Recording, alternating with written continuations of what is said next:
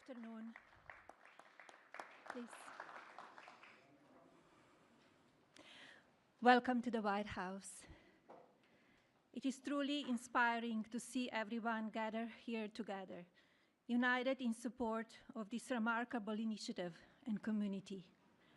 As I stand here and observe the audience, I recognize the vital importance of each one of you to this mission, to our future generations. In particular, I would like to thank the cabinet secretaries, Congress members, scholarship donors, and various organizations for their unending advocacy. A special thank you to my husband for his enduring commitment to fostering the future. The President has prioritized America's foster care children, and shortly he will sign our Fostering the Future Executive Order. Too many people from foster care community end up homeless, in danger on America's streets. It was 2021 when I developed the idea to establish an impactful platform with an important mission to provide individuals from the foster care community the ability to secure an entry-level job position and, in turn, financial independence. Fostering the Future, a Be Best initiative, provides individuals from the foster care community with technology-based scholarships to attend colleges and universities throughout America. Fostering the Future sets these individuals on their career paths, but more significantly, it equips each scholarship recipient with a fundamental foundation of knowledge that will endure throughout their lifetimes. Permanency for those who embody the fleeting. I applaud the American universities that have joined my mission, institutions like Vanderbilt University, University of Miami, and Villanova University. Following graduation, scholarship recipients from my program are prepared to enter the workforce and ultimately become leading executives.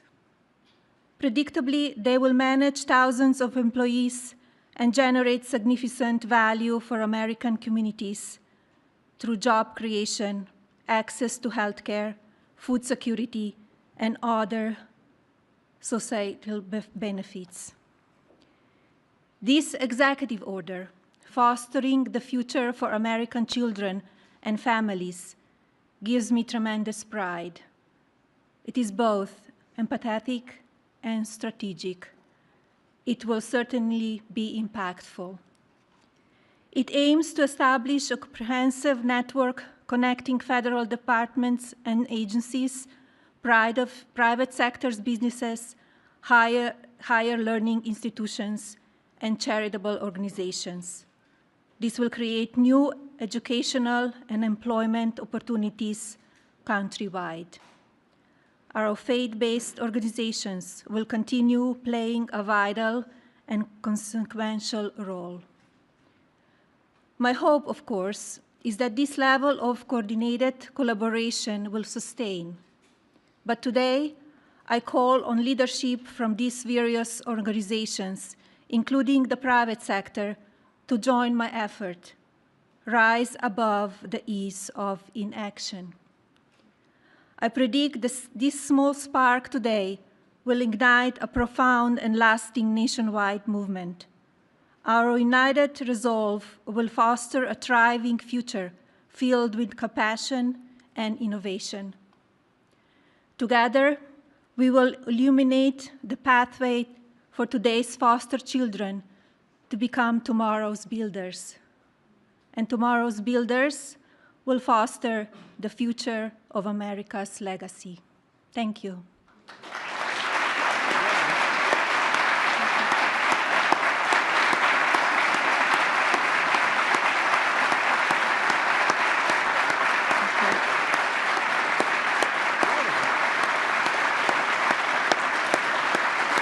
It is my pleasure to introduce my husband, the President of the United States, Donald J. Trump.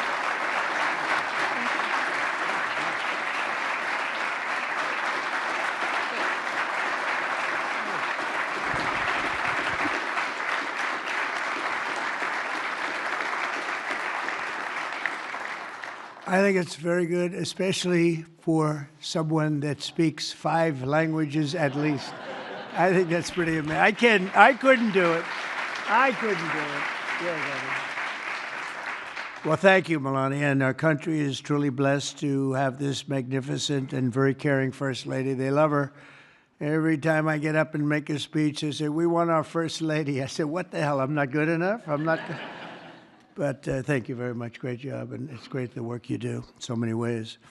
This afternoon, I'm delighted to sign a historic executive order building on the Fostering the Future initiative to make America's foster care system better, fairer, and more effective than ever before. And it's been effective, but it's moving in a very strong direction. All of this has been made possible by Melania's incredible devotion to America's youth. Spends a lot of time on it and loves it, and along with our great Usha, you spend so much time, and what a combination. First Lady, Second Lady, what a combination. Thank you. They do a great job, the two of them. They're amazing women. I want to thank Vice President J.D. Vance and Usha. Thank you very much. Vice President, stand up, Vice President. And he did a big thing today. He's going to be on television tonight with the legendary Sean Hannity, so everybody has to watch. I'm sure CNN loves this advertisement, but he will be. I heard it was a great interview. And Secretary Scott Bessent. Scott, thank you very much. An extremely non-controversial Secretary, Robert F. Kennedy, Jr. But he's right. But he's right. And Scott Turner, thank you very much. Doing a great job at HUD. And thanks as well to Senator John Husted and Representatives Jason Smith, Darren LaHood, Zach Nunn, and David Schweiker. Thank you all for being here. Thank you, fellas. Great group. We're also joined by countless distinguished leaders in the child welfare advocacy, ministry, and charitable foundations, as well as so many wonderful young people who have experienced foster care and used their voices to champion needed reforms. And I want to thank everybody for being here. It's an amazing day at the White House. Thank you very much.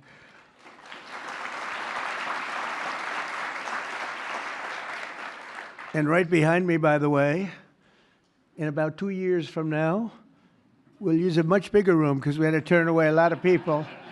And it'll be right here. This will be the entrance. That's a knockout paddle. It's called the knockout. It looks pretty nice right now, but it's going to look a lot better in a little while. And we're going to go from this room into a room that seats a few more people, and it's going to be beautiful. But I just noticed I happen to be standing here, Peter, and I thought I might as well get you a shot right now, a nice, beautiful shot at the future entrance to something that's really become very popular, the ballroom. They've wanted it for 150 years, and they're getting it, and they're getting the best. It'll be the best anywhere in the world. Each year, more than 15,000 young people age out of the foster care system, and unfortunately, too many struggle to become self-sufficient. The order I will sign in a few moments will provide vital new resources to help young people transition out of the foster care system and live a very happy and a very successful life, very, very successful. With this order, I'm directing the heads of the key federal departments and agencies to establish a Fostering the Future program in coordination with our wonderful First Lady's office. They're coordinating, and they've already been coordinating for quite some time, and I think I hear it's going really well. You're going to have some, when she gets involved in things, it works, I can tell you that. Under this major new initiative, great American companies and institutions will be signing a pledge to invest in teaching, training, and mentoring America's youth who are transitioning out of the foster care system. This will help provide jobs, education, and personal development opportunities to fantastic young people who truly need and deserve them, and they're going to get them. A terrific example of the impact these programs can have is Eric Alvarez from Omaha, Nebraska, who is with us today. Where's Eric? Where is he? Stand up. Good-looking guy. Good-looking guy. Eric and his siblings were placed in foster care for a year when he was 9. He entered the child welfare system again when he was 15, and today he credits a mentoring and mentorship and work experience program for foster youth with helping him to finish high school and start his adult life. And he did really well in high school, by the way, really a great student. But he starts life on the right foot, right? Wouldn't you say? I mean, I think you better say yes, otherwise I'm in big trouble. Otherwise, I'm all by myself up here, Eric. That would be... I hear you're doing incredibly. Now, after graduating from the University of Nebraska and interning for Congressman Don Bacon, Eric is pursuing a master's degree at the George Washington University, and he is a cadet in the Air Force ROTC who will be commissioned as an officer upon graduation. And Eric, I just want to say, great job. You've really been outstanding, and I think that's probably why you were chosen out of so many people. You've done a fantastic job. Congratulations.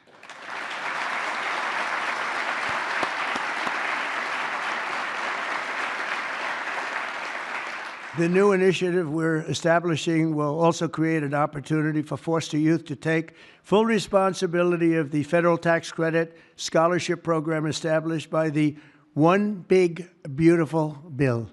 So many things, tax cuts and regulation cuts, so many things. The biggest ever passed in the history of our country. I call it the Great Big Beautiful Bill. I changed the name a little bit to make it even more sublime. But it is, there's so many things in there for everybody. We had a choice. We could have done it in 9 different bills or try for the one, and everybody said, no, let's do it in 9. It'll be easier. Actually, it wouldn't have gotten done. And J.D. and I and Scott and all of us got together, and we said, let's give it a shot, and we got it passed. And it was an amazing thing, but it's going to help a lot of people. There's never been anything like it. As in one bill, there's never been anything close. And when you see what's going on with the Democrats, we're lucky we got it passed because we don't have to do anything. All we have to do is implement it now, and we'll be implementing it all over the place. If you think about it, no tax on tips, right? No tax on Social Security, all of the different things, no tax on overtime. You get deductions if you buy a car. You take an interest rate deduction, an interest deduction against your income tax. It's never happened. Nothing like this has really ever been approved to this extent. And so it is one great, big, beautiful bill. But using the tax credit will expand occupational training, education, and financial literacy programs for the foster youth and make it possible for more of them to attend the school of their choice. Choice is a great word for a lot of reasons, but it's a great thing with education. And we'll also create the new Fostering the Future online platform to help young people find the access and really get great housing, very, very important and beautiful housing, health care, and other resources available to foster youth and those transitioning out of foster care. And we think it's going to happen with many, many people, many more than you have right now. Under the Trump administration, we believe that every American child deserves a safe and loving home, and we're determined to support the amazing families who help make that happen. And we have some of those families in the room today, and I just want to thank you all for being in the White House. There is no place like this, and we want to thank you very much for being here. Great families. Thank you very much. Faith-based, thank you.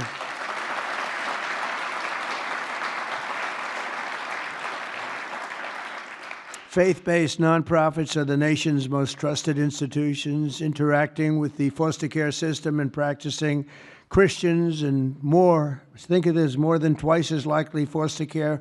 They'll adopt the general population. They adopt to it so easily. When they get out, they adopt to it just like becomes second nature. It's amazing. Yet radical left policies in states nationwide make it much harder, not easier, for those families to open up their homes.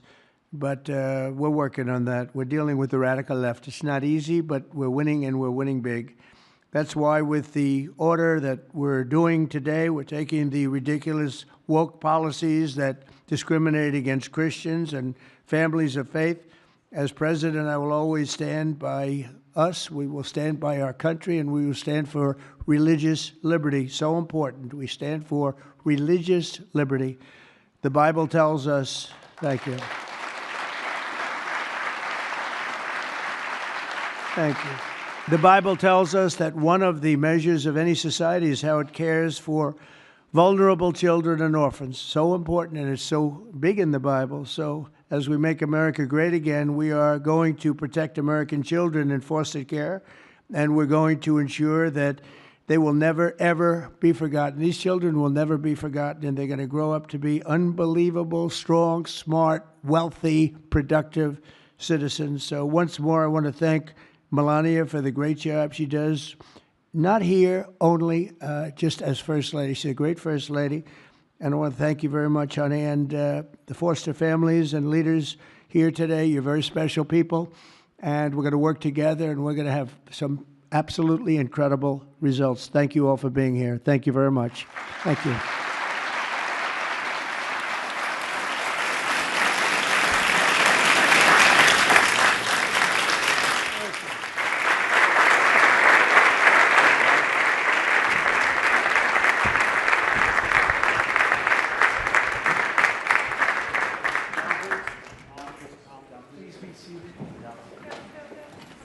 Are you ready, everybody? This is it. Too late to change after. Should we sign it? All right. Susie, do we sign this? You